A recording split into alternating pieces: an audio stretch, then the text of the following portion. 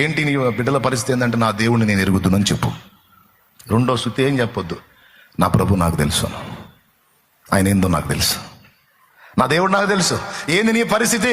నా దేవుడు నాకు తెలుసు. నువ్వు గొడ్రాలివి, ఏంది నీ పరిస్థితి? నా దేవుడు నాకు తెలుసు. నువ్వు వ్యాధిగ్రస్తుడు, ఏంది నీ పరిస్థితి? నా దేవుడు నాకు తెలుసు. కేసుల పాలయ్యావు, ఏంది నీ బతుకు? నా దేవుడు నాకు తెలుసు.